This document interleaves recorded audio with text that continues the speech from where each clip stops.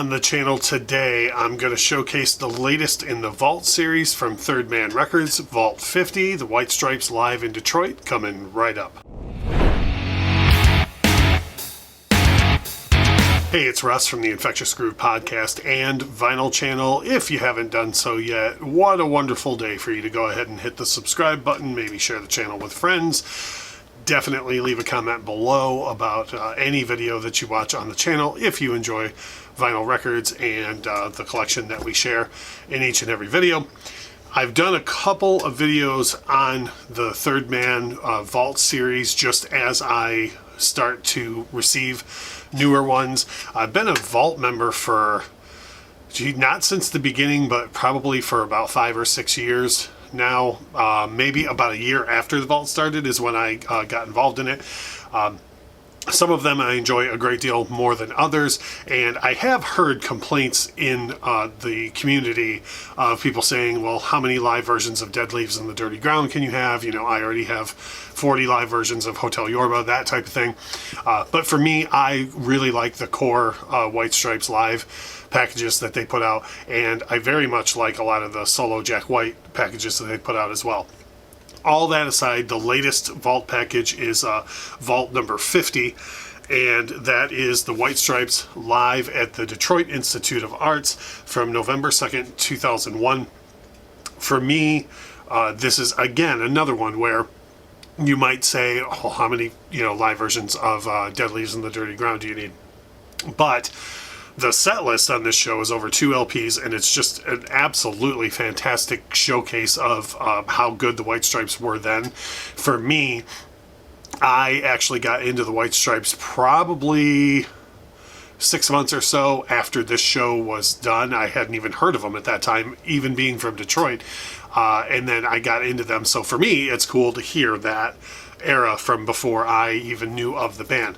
So per usual with Vault packaging, there's always something at least cool or extra done with the packaging, and with the cover itself on this is like a matte finish all the way around, but then there's some cool glossy, like the full back cover is glossy, and then on the front cover it's all matte with just the glossy part on the actual title card up top. Really cool photography throughout, all as usual with the White Stripes or any Vault package, really.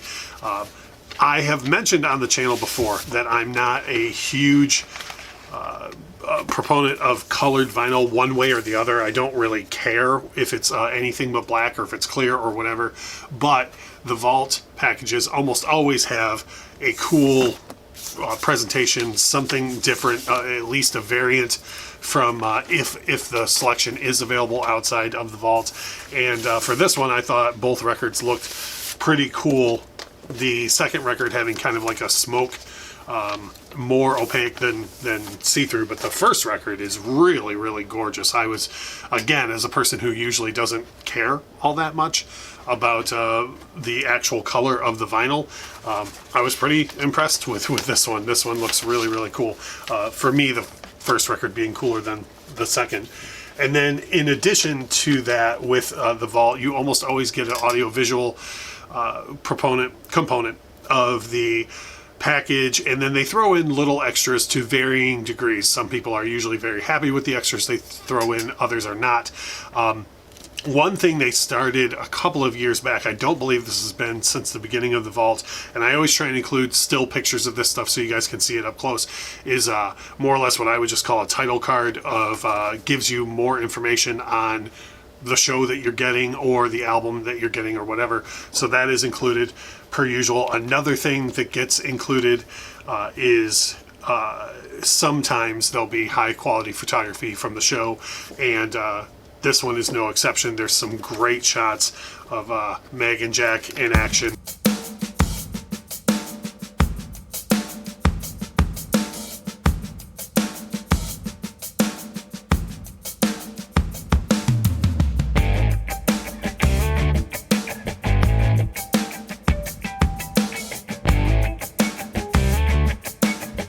In the interest of full disclosure, I will tell you that the Vault packages that come with DVDs or I don't think they've done any Blu-rays, but any sort of visual component that comes with these Vault packages, I am way far behind on. I'm mostly in it for the audio, and so I have not had a chance to view the DVD that came with this set yet, so I don't want to comment on the quality of that because I haven't had a chance to look at it.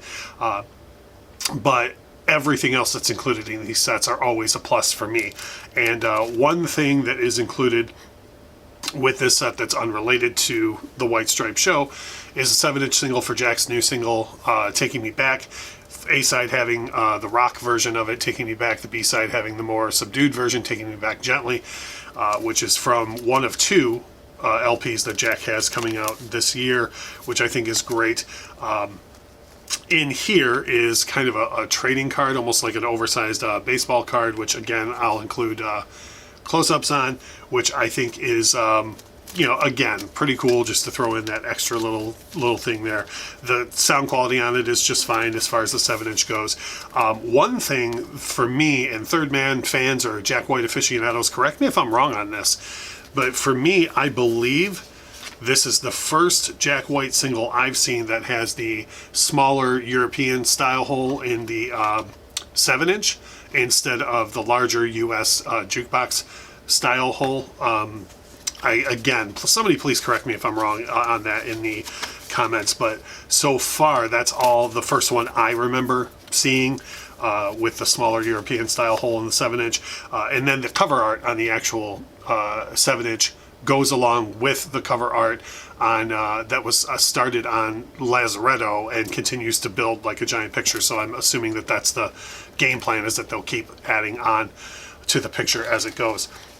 As far as my overall thoughts on the show that's included in the album, for sound quality, to be honest, I wasn't sure what to expect when I dropped the needle on this. With being 2001, I just don't know or didn't know what to expect. And overall, I'm happy with it. To be honest, I'm happier with the sound on this than I was on the previous Vault 49, which is a bummer for me because I was at the show that was Vault 49. So for me, I would have liked a higher quality sound out of that package. But this is about what I was expecting, and that's not to say that it's bad, but it's about what I was expecting for audio quality. As far as the show itself goes, it's the White Stripes on fire. They, like I say, exceptionally long set. You do get things on here that you always expect: Hotel Yorba, Astro, Death Letter. You get things like that. We Are Gonna Be Friends that you expect for a White Stripes set list at that time. But then there's a lot of things on here, like Rated X and I Fought Piranhas, that you don't see often, or you don't see at least Jack perform all the time. So for me, the set list is absolutely fantastic, spread out over 4 sides. So that's a little bit of a look into the Third Man Records Vault 50, the White Stripes live at the Detroit Institute of Arts, along with some of my thoughts. And as I said at the top of the video, if you have thoughts on the White Stripes or the Vault series, or if you happen to know the answer to what I said earlier about the 7-inch variant for Taking Me Back, regarding the different size holes that they use in the 7 inches, anything like that, if you just have comments in general, please make sure to leave one below. As I always say in these videos, thank you so much for watching.